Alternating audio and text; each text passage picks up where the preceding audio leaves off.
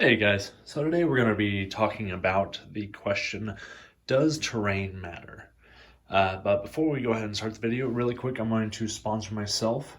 I currently make hats with army symbols. This is the Great Horned Rat hat.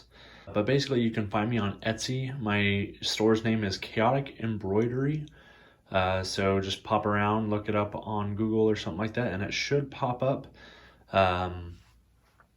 But yeah, either way, I make army patches and knit hats at the moment. Most of them come black. They're an acrylic hat with a poly stitch. And yeah, so I can do anything from AOS all the way to 40K. So if you're interested in those, I'll try and put the link in the description so you guys can check that out. So back to the video. So right quick, we are going to be talking about, does terrain matter? And I think this is something that can greatly change your experience of your games and how much enjoyment you're getting out of things. And this is the first example. So let's say you and your friends go ahead and set up for a game for the day, and they say, hey, I really don't feel like pulling out all the terrain and doing all this extra crap. Let's just play on the kitchen table. So you throw your stuff out on the kitchen table, and this is really all you're seeing. I mean, you got some nicely painted miniatures.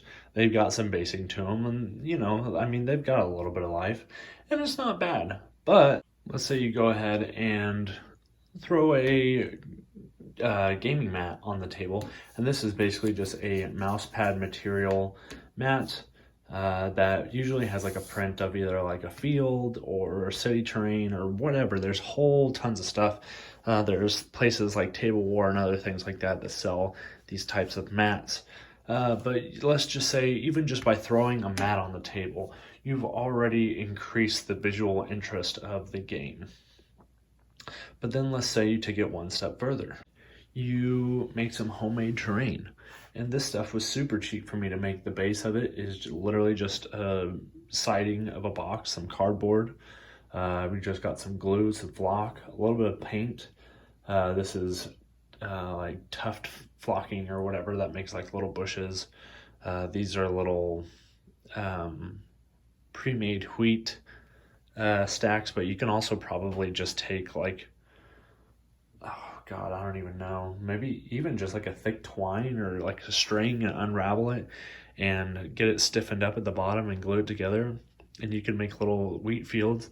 And these are just popsicle sticks. So, I mean, free box, dirt from outside, paint that, like $1 acrylic paint that I already had.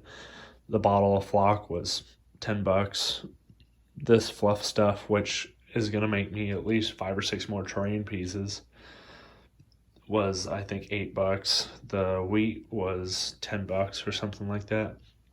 And then I already had the popsicle sticks and the paint and the hot glue. So I mean, really, we're looking at like what, 20 bucks to make this type of stuff. So even just by adding a very simple and cheap, even just homemade bit of terrain, already adds so much more visual interest. All right, and now we're adding even more stuff. And let's just say like you have a little bit of extra money, and like on top of doing like your homemade terrain, you're able to buy like 3D printed stuff like these little pumpkins, or this back here is another homemade piece, but it's literally just an LED flickering candle with some pillow fluff around it. And then these homes are part of the box set that came with these Germans and Americans. But let's say you're able to buy either terrain pieces, or you're able to 3D print stuff and you have a 3D printer, then you're adding even more. And now we're adding to a story, because now, the wheat is a nice gold color and the pumpkins are, fully grown and have become ripened and orange. So this starts to begin the storytelling portion of the game. And so this tells you, hey, maybe because the grass kind of looks dead and all the the pumpkins are fully grown, and the wheat is a golden color, that maybe it's getting close to fall time, and harvest time is kind of later in the year. Obviously you've got your building that's on fire back here. So maybe this was recently destroyed. It wasn't just destroyed months and months ago or whatever. Like maybe just now an explosion happened and that's why it's on fire. So by adding more and more elements to your games, and granted that's going to add more cost, but by adding more elements to your games, you're going to add life and story to your games. And I guess that's why I think that terrain is incredibly important. And it really doesn't have to be that expensive. It can be as much as you want it to be. But just by adding some really simple stuff, I mean, we're talking about, the terrain already came with the game pieces. The stuff that I built maybe cost me $20. These pumpkins, I got a whole slew of them for $5.